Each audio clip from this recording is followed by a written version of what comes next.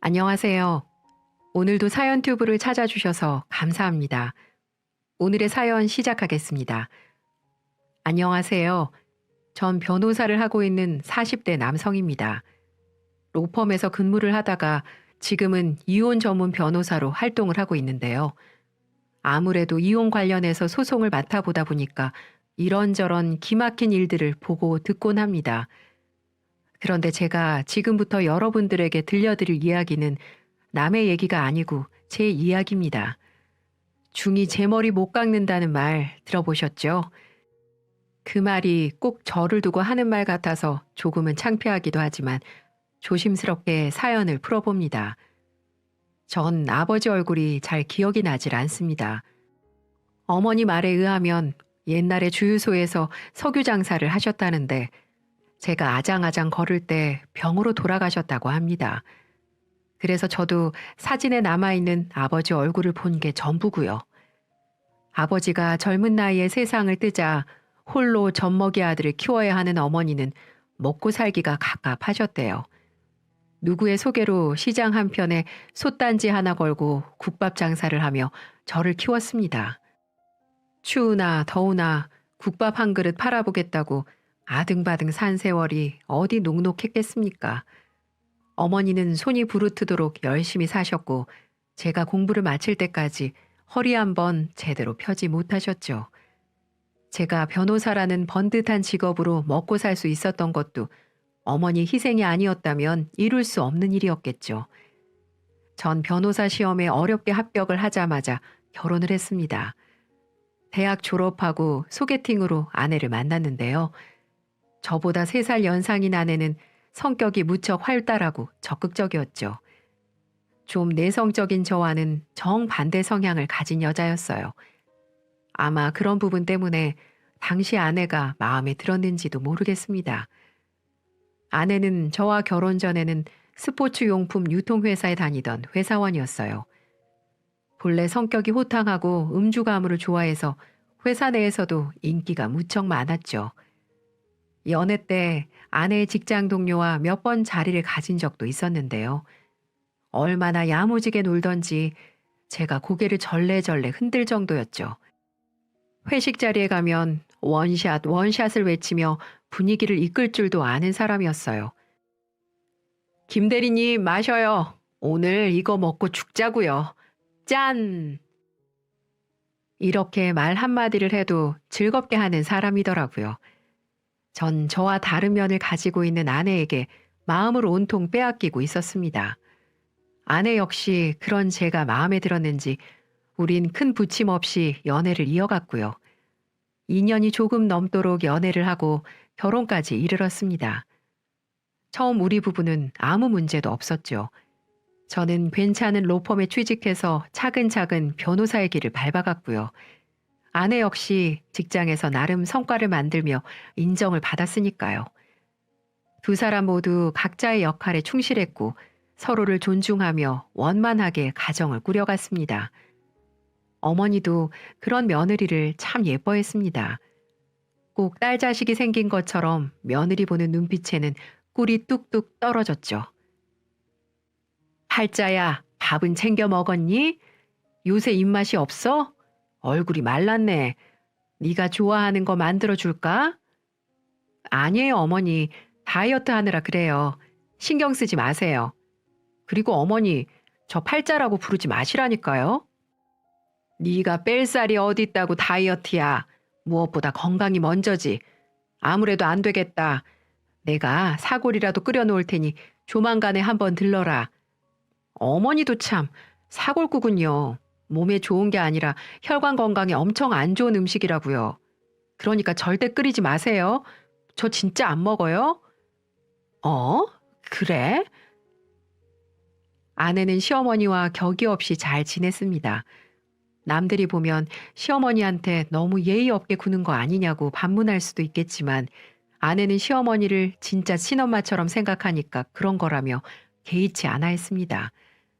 저도 처음엔 좀 거슬리게 생각됐지만 시간이 지날수록 더 친밀해 보이고 괜찮더라고요. 무엇보다 어머니도 딱히 거북해하는 것 같지 않았고요. 어머니, 이거 한번 걸쳐보세요. 어머니 옷 입는 센스가 하도 꽝이라서 제가 골라봤어요. 어? 아유, 너무 색깔이 요란한 거 아니니? 내 나이 이런 걸 어떻게 입어? 또, 남들 다 이렇게 입고 다니는데 어머니 혼자 칙칙하게 다니실 거예요? 제가 특별히 고른 거니까 일단 입어보세요. 그건 고맙긴 한데, 아이고, 팔자야. 아무래도 이 색깔은 나한테 너무 안 받는 것 같은데. 또 팔자라고 부르신다. 아이고, 미안하다. 나이가 드니까 자꾸 까먹네. 아무튼요, 이 옷 꼭 입으세요. 여기서 말한 팔자는 아내의 옛 이름입니다. 김팔자. 정말 촌스럽죠. 지금은 개명을 했지만 한동안은 이 팔자라는 이름으로 살았어요. 시어머니에게 대하는 태도가 조금 투박한 면이 있어도 진짜 친딸처럼 구는 모습이 그리 나빠 보이진 않았어요. 어떻게 보면 그게 또 아내만의 매력이라고도 생각했고요. 그러던 어느 날이었어요. 청주에 홀로 계신 어머니에게 전화가 왔습니다. 갑자기 얼굴이 보고 싶다며 시간 내서 내려올 수 있겠냐고 물으시더라고요. 전 바로 그날 어머니가 계신 청주로 내려갔습니다. 어머니는 안색이 무척 좋지 않았어요. 무슨 일이 있냐고 물어도 속 시원하게 대답을 하지 못하는 겁니다. 몇 번을 망설이는 어머니는 겨우 입을 뗐습니다. 지난주에 건강검진 결과가 나왔는데, 글쎄, 내가 폐암이라지 않니? 아휴, 그래서 정밀 검사를 했는데 폐암 진단을 받았어. 나도 이제 살 날이 얼마 남지 않은 것 같다. 네? 폐암이라고요? 말기요? 수술도 안 된대요? 시장 구석에서 국밥을 팔아 절 키우고 학교도 보낸 어머니십니다. 가진 고생 끝에 이제 겨우 아들 변호사 만들어놨는데 폐암이라니요? 이게 무슨 날벼락 같은 말일까요? 전 믿을 수가 없었습니다. 저는 이튿날 다시 병원을 찾았고 담당 의사한테 자세한 소견을 들었습니다. 어머니는 폐암 3기로 수술이 힘들 것 같다는 것이었어요. 항암 치료가 유일한 방법인데 워낙 고령이셔서 잘 견딜 수 있을지 모르겠다는 회의적인 답변만 들었습니다. 정말 하늘이 무너지는 것 같더군요.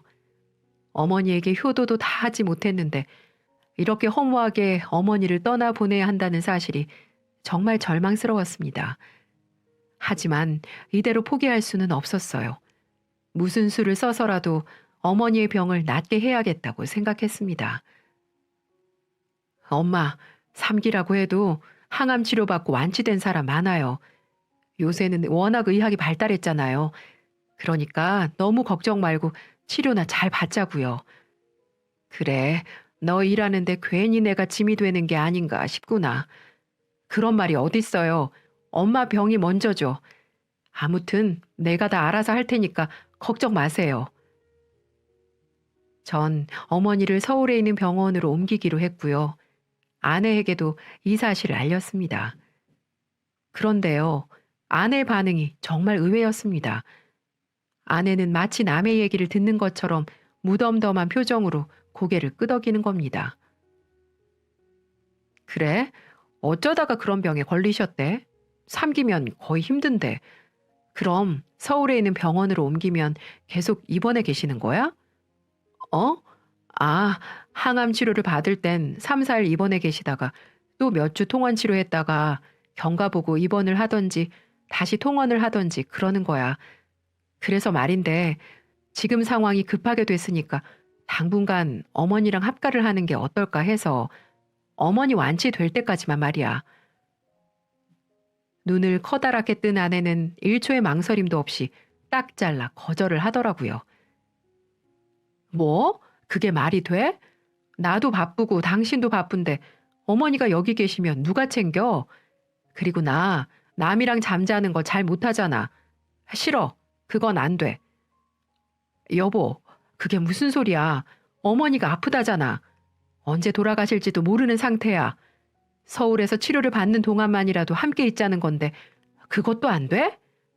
그래, 안 돼. 절대 안 돼. 어머니 아픈 거랑 내가 싫은 거랑은 별개의 문제야. 같이 살던 사람이 아닌데 불편해서 어떻게 지내?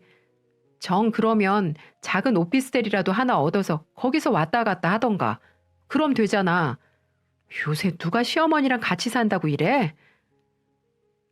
그런 말을 서슴없이 하는데 정말 정남이가 뚝뚝 떨어지더라고요. 지금까지 친엄마처럼 생각한다는 말은 전부 거짓말이었나 봅니다.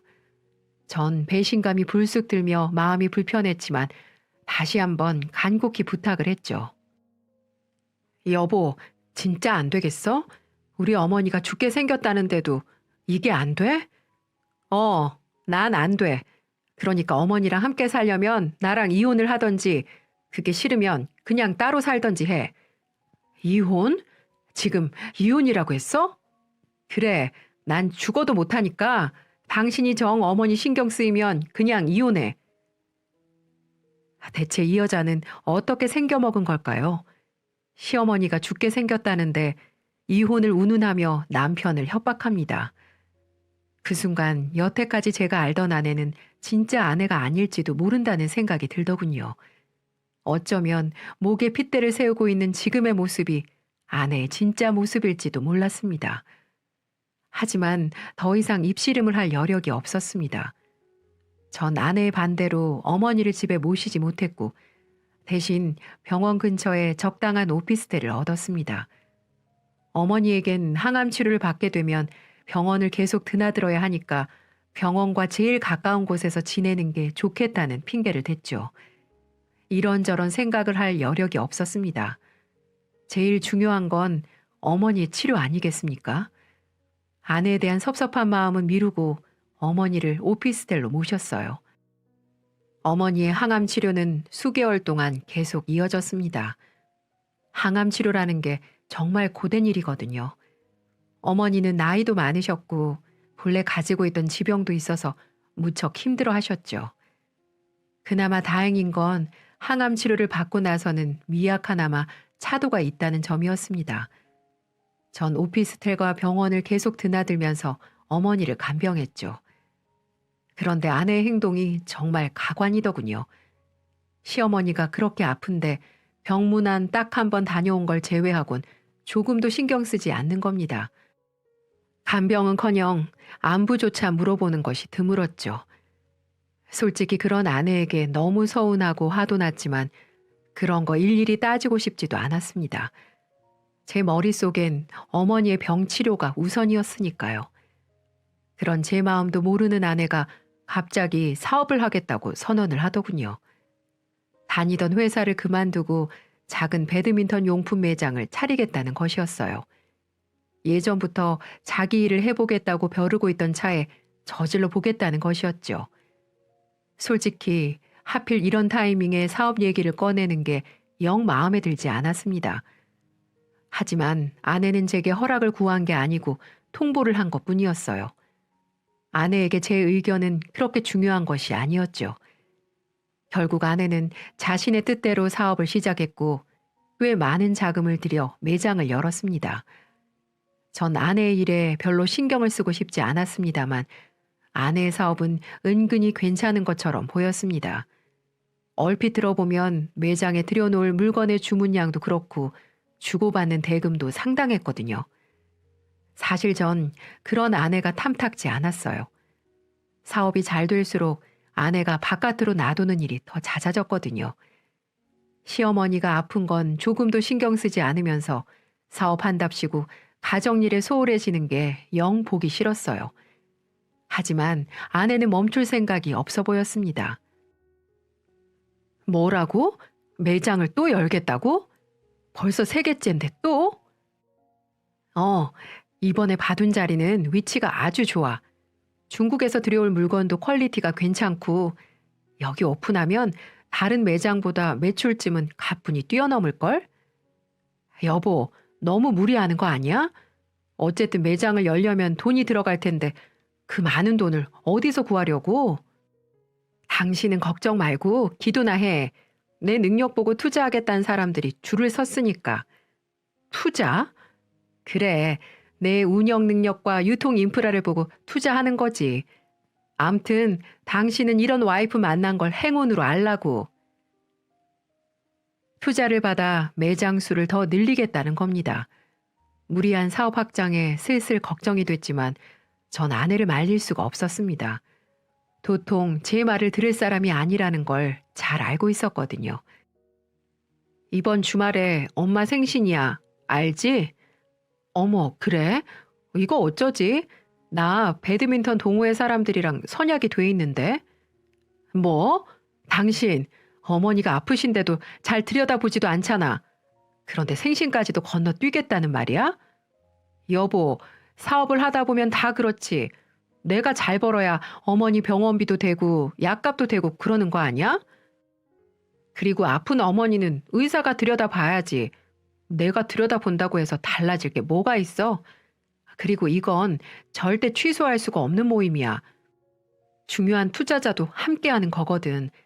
아무튼 올해 어머니 생신은 자기 혼자 가. 어머니한테는 내가 따로 좋은 거 보내드릴게. 정말 대단한 팔자죠. 도대체 뭐가 그렇게 혼자 바쁜 건지. 평일은 말할 것도 없고 주말에도 영 시간을 내기가 어려웠죠. 배드민턴 동호회다, 직원들 회식이다, 비즈니스 미팅이다. 사실 그 당시엔 저도 로펌에서 나와 사무실 준비를 하느라 나름 바빴거든요. 그런데 아내는 그런 저보다 훨씬 바쁜 척을 했습니다. 사업 자체가 잘 되니까 이런저런 할 일이 많은 건 알겠지만 이건 아니다 싶었습니다. 아픈 시어머니 봉양하라고 강요는 할 수 없겠지만 그래도 최소한의 도리는 해야 하는 거 아니겠어요?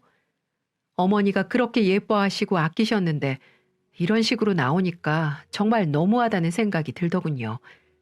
대체 이런 여자를 뭐가 좋다고 결혼을 한 걸까? 눈에 뭐가 쓰였던 건 아닐까?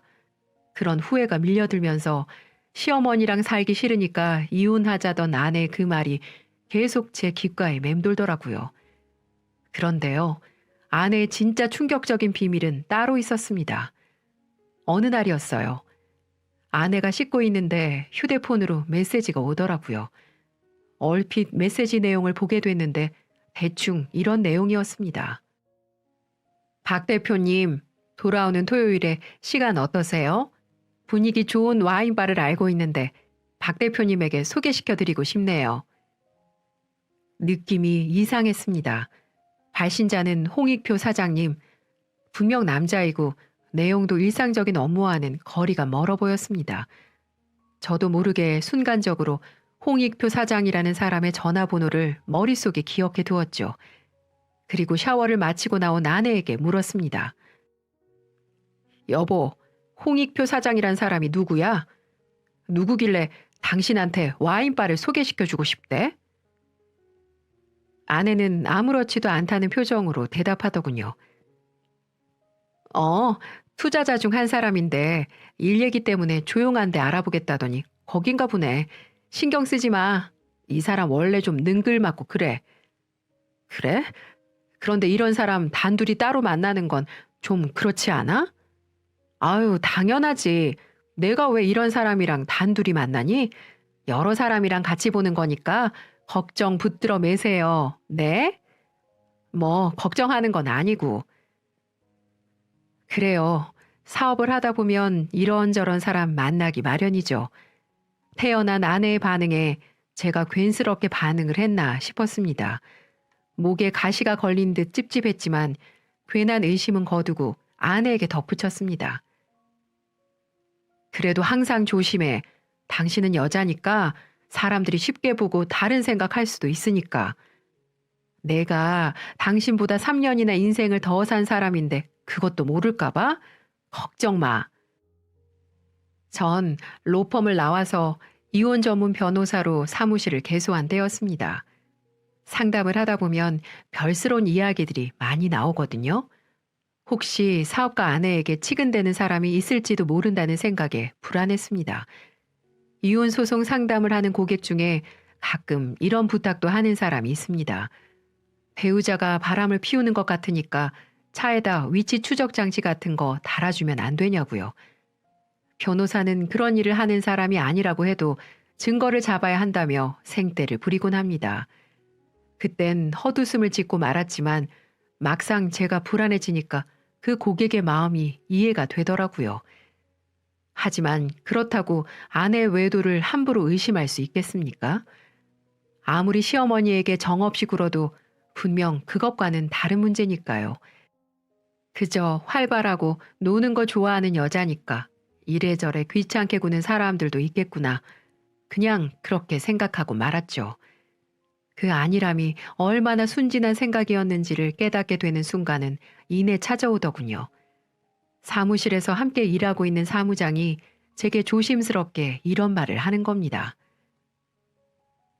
저 변호사님, 제가 지난 주말에 가족들이랑 남이섬에 다녀왔거든요. 근데 누굴 좀 봤는데요. 누굴 봤길래 그래요? 빚쟁이라도 만났어요? 실은 사모님을 본 것 같아서요. 네? 우리 집사람을요? 잘못 보신 거 아니에요? 지난주에 와이프는 회사 사람들이랑 유기견 보호센터 봉사 갔었는데. 그렇죠? 아유, 그럼 제가 잘못 봤나 보네요. 그러니까요. 사모님이 웬 남자분이랑 계시는 걸 보고 시겁해지 뭡니까? 제가 작년에 녹내장 수술을 했지 않습니까? 그래서 눈이 좀 침침해요. 아, 그래요? 그럼 사무장님이 잘못 보신 게 확실하겠네요. 전 아무렇지도 않은 듯 웃으며 받아 넘겼지만 마음 한구석이 캥기는 겁니다. 분명 아내는 매장 직원들과 함께 정기적으로 가는 유기견 보호센터 봉사를 간다고 했습니다. 자주 있는 일이라서 조금의 의심도 하지 않았지만 그런 아내를 남이섬에서 봤다는 사무장의 말은 제 불안을 증폭시켰죠.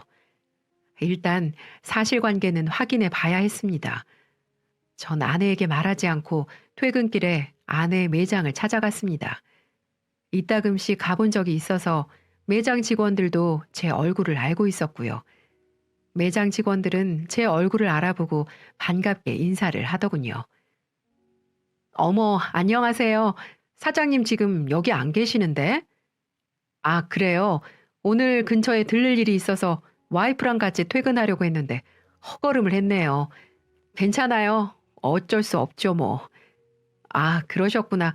깜짝 이벤트였는데 사장님이 운이 없으시다. 아유, 그러니까요. 근데 오 실장님은 지난 주말 잘 보냈어요? 저요? 아유, 뭐 집에서 뒹굴뒹굴 거렸으니까 잘 보낸 거겠죠. 아, 그래요. 그런데 그 유기견 보호센터 봉사는 안 가요? 거기 작년에 문 닫아서 그 뒤로 안 가는데요. 거기는 왜요? 그래요? 아니, 요샌 잘 안 가는 것 같아서요. 아무튼 잘 알겠습니다. 그럼 나중에 또 봬요. 이걸로 확실해진 겁니다. 아내는 제게 보호센터 봉사를 간다고 거짓말을 하고 다른 남자와 남이섬에 갔던 것이었습니다. 온몸에 소름이 돋더라고요. 남들 얘기인 줄로만 알았던 배우자의 바람이 저한테도 일어난 것이었습니다. 전 최대한 침착하게 마음을 다스리며 집으로 돌아올 아내를 기다렸습니다. 당신 지난주에 어디 갔었어? 나? 유기견 보호센터 봉사 간다고 했잖아. 갑자기 그건 왜? 끝까지 거짓말 할 거야? 당신 남자랑 남이섬 갔다면서? 뭐? 누가 그래? 어디서 그런 헛소리를 듣고 이래? 봤다는 사람이 있어. 그리고 보호센터 봉사 작년부터 가지 않았다며? 대체 왜 그런 거짓말을 하는 거야? 나 말고 누구 만나는 사람 있어? 바람이라도 피우는 거야? 이 남자가 오늘 왜 이래? 그래, 거래처 사람이랑 남이섬 갔다 왜? 그쪽 사장님이 직원들이랑 단합대회 간다고 해서 하도 부탁을 하길래 남이섬에 갔어. 전부 일 때문에 그러는 건데 이런 식으로 사람 몰아붙일 거야? 그럼 그렇다고 말을 해야지. 왜 거짓말을 해? 내가 그쪽 간다고 하면 당신이 퍽도 잘 다녀오라고 했겠다. 당신 속 좁은 거 내가 몰라? 괜히 솔직히 말했다가 당신이 괜히 의심할 것 같아서 그랬어. 그래도 그렇지. 누가 이혼 변호사 아니랄까봐 사람을 그렇게 의심하냐? 당신은 몰라. 접대니 뭐니 사업하는 사람이 얼마나 굽실대야 하는데. 아내는 펄쩍 뛰더라고요. 솔직히 그 말이 조금도 믿기지 않았지만 하도 아니라고 우겨대니까 더 이상 싸우고 싶지 않더라고요. 일단은 알았다고 하고 사건은 일단락됐습니다. 당연히 아내와의 관계는 소원해졌어요. 서로 필요한 말이 아니면 입을 열지 않았고요. 한 집에 살고 있지만 마치 한 집에 살지 않는 것처럼 지냈습니다. 아내의 변명을 고지고대로 받아들였냐고요? 아닙니다. 명색이 이혼 전문 변호사인데 그런 어설픈 핑계를 믿어줄 리가 없죠. 전 아내가 외도를 하고 있다는 확실한 물증을 잡기 위해 기다리기로 한 겁니다. 이혼 소송은 결국 위자료와 재산 분할이 핵심인데 그것은 상대 유책 사유에 따라 비율이 상당히 많이 갈리거든요. 제가 아무리 내성적이고 조용한 성격이라지만 저 사실은 대단히 집요한 구석이 있습니다. 그 어려운 환경 속에서도 공부하며 법학과까지 졸업한 접니다. 만약 아내가 진짜 외도를 하고 있다면 그에 맞는 대가를 치르게 할 생각이었습니다. 전 지난번 아내에게 이상한 메시지를 보냈던 홍익표 사장이란 사람에게 주목했죠. 이미 그 사람의 연락처는 알고 있었습니다. 전 여러 경로를 통해 그 사람에 대해 알아보기 시작했습니다. 아내의 말처럼 아내와 거래를 하고 있는 사람이 맞더라고요. 중국 물건을 들여오며 무역 상사를 운영하는 것 같았는데 아마도 아내와 거래를 하면서 가까워진 것 같았습니다. 하지만 단순한 거래처 사람만은 아니었어요. 그 사람을 캐보니 아내의 행적이 금세 드러나더군요. 그 남자는 아내와 자주 만났으며 교회며 술집 등을 수시로 다녔습니다. 다정한 모습으로 모텔에 들어가는 모습과 팔짱을 끼고 스스럼 없이 다니는 모습도 포착됐어요. 정말 속에서 천불이 일더군요. 결국 사업을 한답시고 바깥으로 나돌던 아내에겐 내연남이 생긴 겁니다. 당장 따져 묻고 싶었지만 이혼소송 전문 변호사였던 저는 잘 알고 있었습니다. 이럴 땐 감정적으로 대처하는 것보다 냉철하게 대비하는 것이 훨씬 더 유리하다는 사실을요. 전 그 뜨거운 천불을 꿀꺽 삼키고는 하나하나 증거를 모으기 시작했습니다. 아내가 꼼짝할 수 없는 외도 증거를 모은 뒤 정식으로 이혼 소송을 진행할 생각이었죠. 아내의 사업체는 상당한 규모로 발전했습니다. 때문에 아내 명의의 재산도 상당했고요. 이 모든 건 결혼 뒤에 함께 이뤄낸 자산이기 때문에 제 몫으로 재산 분할에 대한 정당한 요구를 할 수 있다는 걸 잘 알고 있었습니다. 아내는 제가 칼을 갈고 있다는 사실을 잘 모르는 것 같았어요. 순수하고 착하기만 한 남자가 자신의 뒤를 캐고 다니며 증거를 모으고 있다는 사실을 상상하지 못했을 겁니다. 그저 남이섬 사건 일로 화가 풀리지 않았다고만 생각했을 겁니다. 저러다 말겠지. 시간이 지나면 풀어지겠지. 그렇게 쉽게 생각하고 있었을 겁니다. 하지만 그건 큰 오산이었죠. 전 한 번 마음이 떠난 아내와 다시 살 생각이 없었어요. 물론 사랑하는 마음이 없던 건 아니었지만 배신한 여자가 또 배신하지 말란 법이 어디 있겠습니까? 저는 때를 기다리며 철저하게 이혼을 준비하고 있었습니다. 그리고 어느 날 전 아내에게 할 말이 있다고 얼굴을 보자고 했죠. 그러자 아내도 마침 잘 됐다며 자신도 제게 할 말이 있었다고 하더군요. 저와 마주한 아내는 뜻밖의 말을 꺼냈습니다. 나 당신이랑 그만 살아야 할 것 같아. 당신의 그 의처증도 지긋지긋하고 시어머니를 모시라고 은근히 강요하는 것도 견디기 힘들어. 그러니까 이제 우리 이쯤에서 그만하고 이혼하자. 참 적반하장도 유분수죠. 저 발칙한 입에서 이혼이란 단어가 나오는 게 어찌나 가소롭던지요. 제가 아내가 외도하고 있다는 사실을 알고 있다는 것도 모른 채 뻔뻔하게 이혼을 요구하는 겁니다. 게다가 이혼의 원인이 마치 제게 있는 것처럼 뒤집어 씌우면서까지 말이죠. 아마 아내는 상간남이랑 살림이라도 차릴 생각인 모양입니다. 내가 좀 알아봤는데 우리 결혼하고 나서 재산이 좀 늘었잖아. 하지만 그건 내가 사업을 잘 일으켜서 그렇게 된 거니까 이혼을 해도 당신한테 갈 재산은 별로 없을 거야. 그 대신 당신한테 위자료는 받지 않을게. 그러니까 깔끔하게 헤어지자. 하지만 전 아내의 생각대로 할 생각이 조금도 없었습니다. 이제 저도 더 이상 참지만은 않기로 결심했죠. 그래, 하자, 이혼. 네 소원대로 이혼해 줄게. 이혼 서류 보내. 도장 당장 찍어줄 테니까. 그런데 재산 분할은 정상적으로 해야 할 거야. 사실 네가 나 몰래 바람 피웠다는 거 알고 있었어. 소송을 걸고 싶으면 걸어도 돼. 나 이혼 전문 변호사인 거 알지? 그렇게 아내한테 쏘아붙인 뒤 전 그 길로 곧장 짐을 싸서 나왔습니다. 제가 그렇게 나오자 아내는 상당히 놀란 모양입니다. 재산을 분할하고 싶지 않았던 아내는 부랴부랴 변호사를 선임한 것 같더라고요. 하지만 제겐 아내의 외도에 대한 모든 증거가 있었습니다. 상대편 변호사에게 증거를 보여주자 두 손 두 발 다 들더라고요. 그리고 아내한테 괜히 힘쓰지 말고 조용히 합의 이혼을 하는 게 좋겠다고 조언을 했습니다. 아내 명의의 재산이 상당했고 재산 형성에 있어서 아내의 기여분이 컸지만 결혼을 한 기간과 외도로 인한 이혼 사유 때문에 재산 분할에 불리할 수 있다는 게 이유였어요. 아무튼 우리 부부는 그것으로 이혼 서류에 도장을 찍었고 아내는 울며 겨자 먹기로 자신의 재산을 제게 분할해 주었습니다. 그리고 상간남에게 따로 위자료를 청구해 보상을 받을 수가 있었어요. 이렇게 모든 게 정리가 되었습니다. 근데 이상하게 헛헛한 마음이 들더라고요. 제 손으로 많은 부부들을 이혼시켰지만 제가 막상 당사자가 돼보니까 또 다른 기분이더군요. 어머니의 병을 돌보느라 정신이 없던 탓도 있었지만 이렇게 쉽게 결혼 생활이 끝날 줄은 몰랐습니다.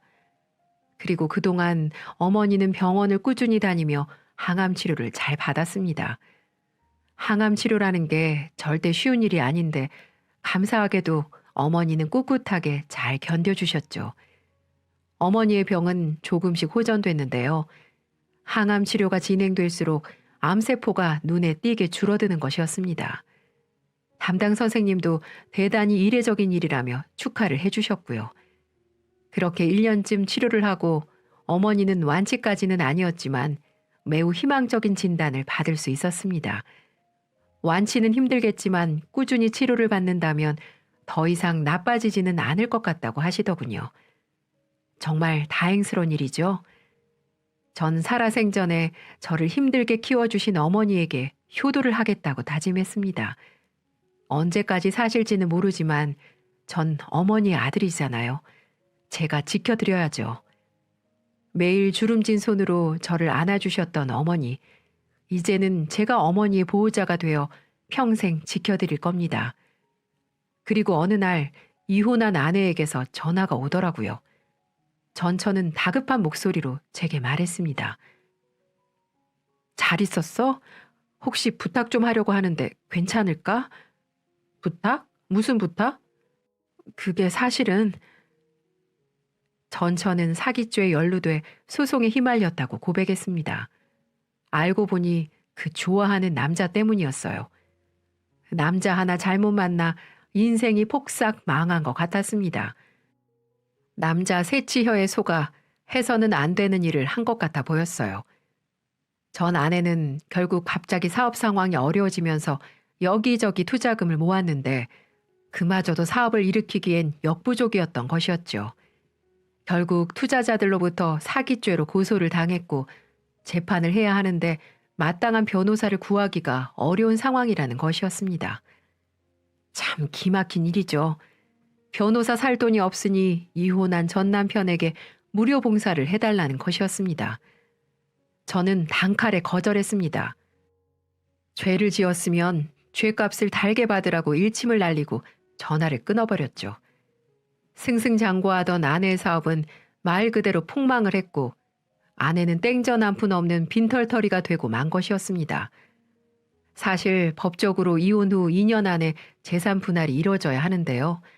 만약 제가 조그만 재산 분할이 늦었다면 전처의 사업이 망하면서 저도 빈손으로 이혼할 뻔했던 셈이죠. 이후에 들은 소식으로는 전처는 사기죄로 징역 2년을 선고받고 수감 중이란 소식을 들었습니다. 가끔 그때를 생각하면 정말 이 세상에 신은 있는 건가 라는 상상도 해봅니다.